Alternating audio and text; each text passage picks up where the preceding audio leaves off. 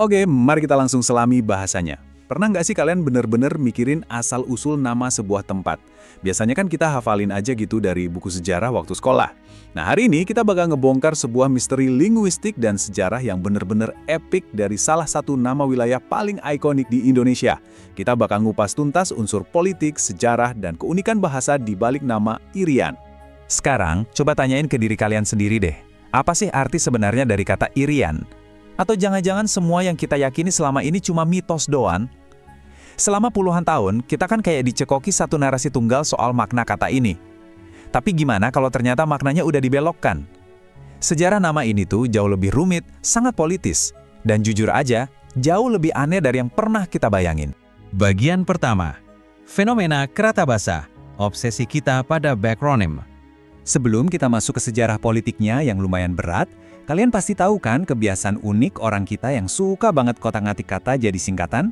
Istilahnya dalam bahasa Jawa itu jarwa dosok atau bahasa Inggrisnya backronym. Coba deh lihat contoh-contoh kocak yang sering seliweran di forum internet ini. Kata petani diubah jadi penyangga tatanan negara Indonesia. Wah, heroik banget kan? Terus perkedel dibilang persatuan kentang dan telur, sampai ketoprak katanya ketupat toge digebrak. Ini bukti betapa mengakarnya hobi linguistik kita yang satu ini.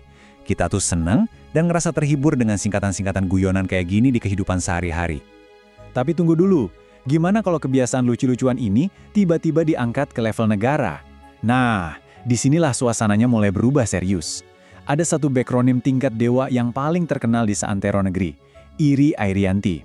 Tiba-tiba, ini bukan lagi sekedar guyonan soal kentang dan telur. Singkatan ini berubah wujud jadi alat geopolitik tingkat tinggi yang bakal menentukan nasib suatu wilayah. Bagian kedua, propaganda politik, mengubah nama menjadi senjata. Kita semua pasti sering banget dengar frasa ini kan, ikut Republik Indonesia Anti-Nederland, atau versi lainnya, ikut Republik Anti-Nederland. Pertanyaannya, apakah frasa nasionalis yang garang dan meledak-ledak ini benar-benar asal mula kata Irian? Atau ini semua cuma ilusi politik yang dirancang secara brilian oleh penguasa saat itu? Masuk akal nggak sih, ada frasa perlawanan yang secara kebetulan pas banget ngebentuk nama sebuah pulau? Jawabannya tegas, nggak ada yang namanya kebetulan. Ini murni mitos yang sengaja diciptakan. Poin krusialnya bisa dijelaskan lewat konsep akademis ini, metamorfosis semiotik, konversi nama menjadi akronim politik. Kedengarannya berat ya, tapi intinya gini, ini adalah proses di mana identitas budaya dari sebuah kata dicabut paksa dari akar aslinya, dihilangkan konteksnya, lalu disulap jadi senjata propaganda. Jadi nama yang tadinya murni milik budaya lokal, direkayasa sedemikian rupa buat manasin sentimen anti-Belanda dan dorong agenda pro-integrasi. Biar lebih kebayang, coba kita lihat lini masa eskalasinya. Jauh sebelum perundingan Malino, tokoh pahlawan Frans Kaisiepo sebenarnya udah mencetuskan nama Irian ini di majalah penjulu sebagai bentuk identitas anti-kolonial murni. Tapi, masuk ke dekada 50-an, mulai terjadi penumpukan ideologis besar-besaran. Puncaknya ada di tahun 1961. Presiden Soekarno saat itu melihat ada potensi luar biasa dari kata ini, beliau ngambil alih namanya, memformulasikan akronim Ikut Republik Indonesia Anti-Nederland, dan kejadian itu alat agitasi massa yang benar-benar berapi-api buat kampanye Trikora. Alhasil, makna asli kata tersebut tertimbun rapat oleh mitos politik ini. Bagian ketiga, makna sesungguhnya, mengungkap akar biak. Setelah bertahun-tahun ketutup kabut propaganda yang tebal, sekarang waktunya kita bongkar makna aslinya. Dan ternyata maknanya benar-benar puitis. Secara etimologis, Irian ini berasal dari bahasa Biak, yang artinya tanah yang panas atau metafora untuk fajar yang hangat. Di bahasa Serui, kata ini juga berarti tanah bangsa. Jadi clear ya, ini sama sekali bukan singkatan politik.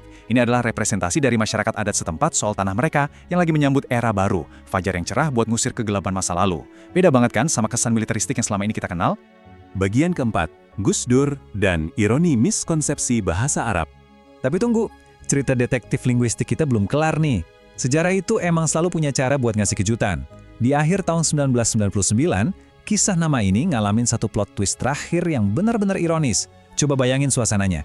30 Desember 1999 di Gedung Gubernuran, Jayapura.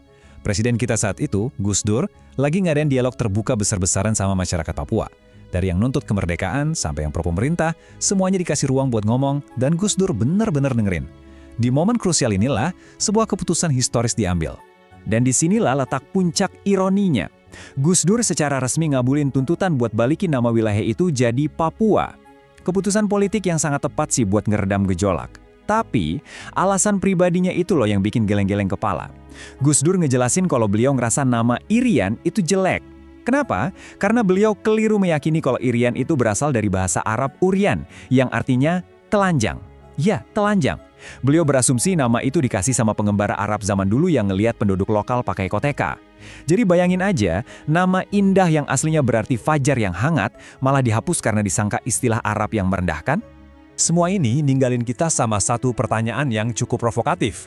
Gimana ceritanya kekuasaan politik yang dominan, ditambah hobi unik kita ngotak-ngatik bahasa, bisa secara total nulis ulang makna dari sebuah kata, sebuah nama pribumi yang aslinya sangat puitis, dibajak pertama kali sama Soekarno jadi jargon propaganda anti Belanda, terus dibajak untuk kedua kalinya sama Gus Dur, cuma gara-gara miskonsepsi bahasa Arab.